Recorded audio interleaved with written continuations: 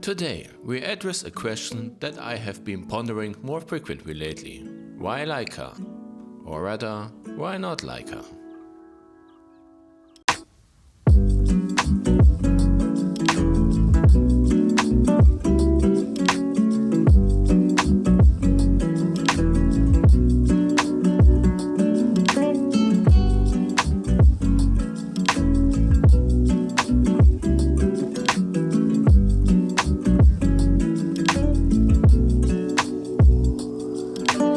And the object of desire through which I will answer this question is my Leica M11. Owning a Leica always feels somewhat special.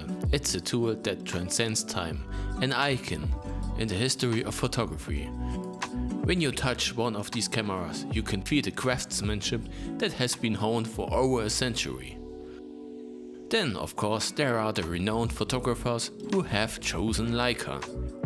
Henri Cartier-Bresson, Robert Capa, Sebastião Salgado, Joel Marowitz, Bruce Gilden, Elliot Erwitt, Alex Webb, Bruno Barbry, and so many more. All these photographers have shaped the legend of Leica. Or at least, it used to be that way, because the Leica M11 has completely shattered the image I had of Leica. The M11 was my dream camera, my midlife crisis object of desire, the camera that was supposed to cure my gear acquisition syndrome.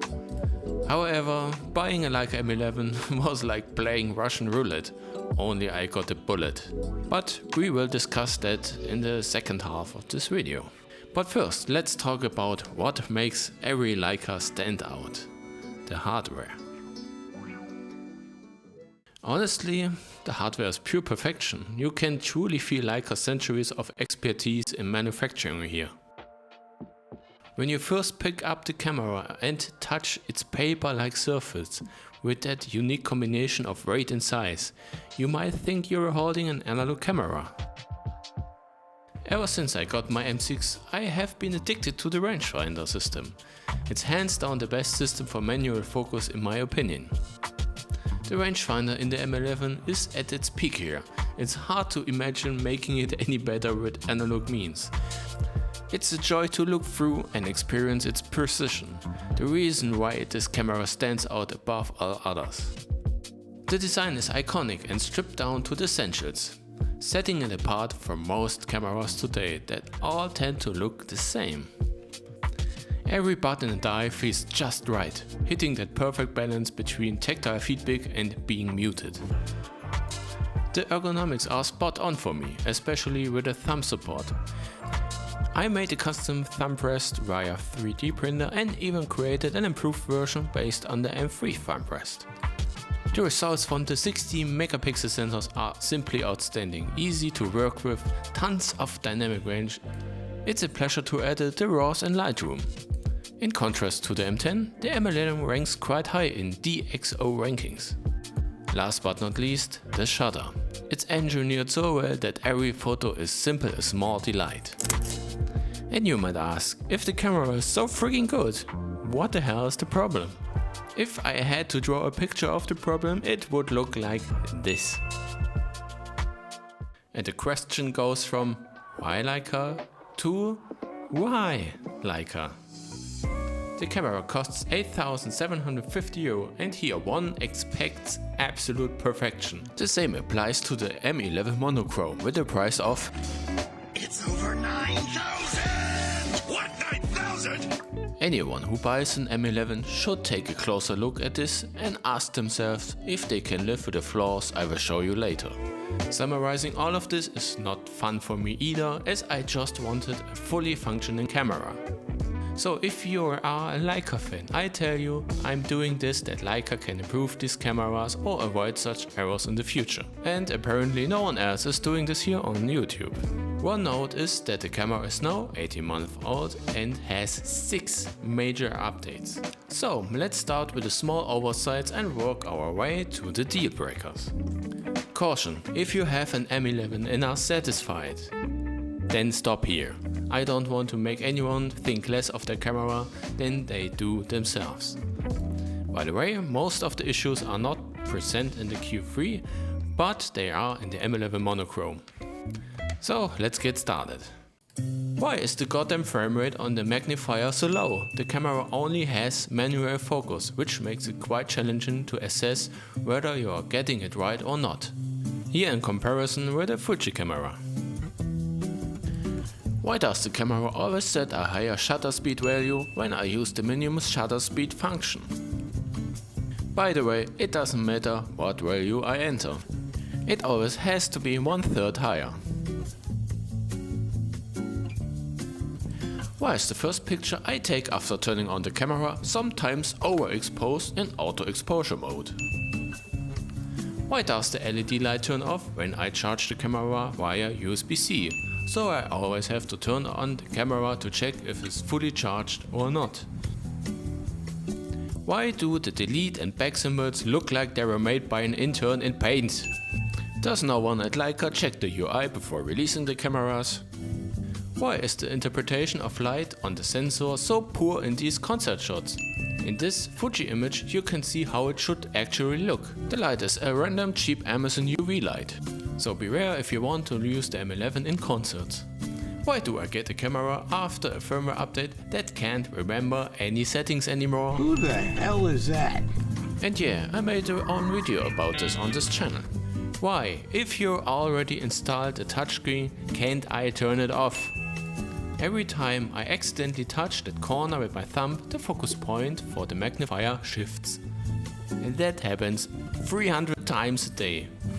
Why can't I use my USB-C cable that works flawlessly with every camera or device I connect it to? My Fuji camera is immediately recognized, but M11 wants the supplied cable. Okay, let's come to the big deal breakers. Why does my camera freeze so often?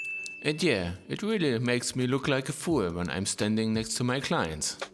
Not cool. These are just the recordings where I had a short time to make a video. Each of these freezes came out of nowhere and could only be resolved by removing the battery. Just ask someone on YouTube with an M11 about the freeze and they will surely be able to share a story with you. Of course, you can also search on Google and find numerous forum entries about it. Every camera can experience freezes, but with the M11 you will encounter them more frequently. Whether you can live with this is, of course, up to you. Even Leica's repair service admitted over the phone that these issues are not reproducible. And while Leica is working on it, they will have no idea how to fix them because they can't find the cause. So you might be lucky with your camera or you might not be. The common suggested solution on the internet, change the SD card, did not work for me at all. I tried 5 different ones, including ones of various sizes. Why does my camera randomly overexpose images when I only use the rangefinder? The issue is new and occurred after the repair at Leica. Now the camera simply overexposes images in automatic mode until I turn on the screen or remove the battery. So far it only affects my camera, but it makes the camera so unreliable that I can no longer take it with me to a job. And of course the error occurred the first time while working. I've took some photos, wanted to show the model the pictures, and the last 10-15 images are overexposed without my knowledge. With so many serious and minor errors, I can only ask, why Leica? Why do you subject your customers to this? I am the exact target audience and yet I would never buy a digital Leica again, because at premium prices I expect perfection. With a Porsche, the car can't just randomly stall on the road. With a Rolex, a watch can't randomly lose minutes. I hope the M11 is just an exception. Since all of these are software errors, they can of course be easily fixed if Leica decided to allocate the resources for it. The Q3 that I had with me for a few weeks had a completely different firmware base. Many of these issues I mentioned don't apply to the Q3 at all. Even though it came close a few times, the camera did not experience any freezes during the weeks I used it. But other users like the real Seraban had freezes with his camera, of course. Finally, number 3. The camera has issues and it might take 1 or 2 firmware updates to get those fixed. For instance, mine froze 2 or 3 times since I got it, and I had to take out the battery to restart the camera. And I'm not the only one having that issue. I hope Leica gets these problems under control in the future. Until then, I will stick with the good old M6, because here there's only hardware and no software. I was fortunate to be able to return my M11 without any problems to the dealer, since it was still within the warranty period. So, my story with the M11 is concluded, just like this video. Well then, until next time guys, bye. I know well the clicks and snaps, when moments come alive, we hold it like a close, but there's something deep inside, a longing for perfection in everything we take, but there's a glitch in the system, it's a picture we can't shake. Leica, it's time to make it right, polish up that software, let it shine so bright, with your heritage so rich and your legacy so grand, we're counting on you Leica to take a stand. Oh Leica, won't you hear our plea? Fix the software, set our creativity free. With your lens so sharp and your body so fine, let's capture the world in a flawless design.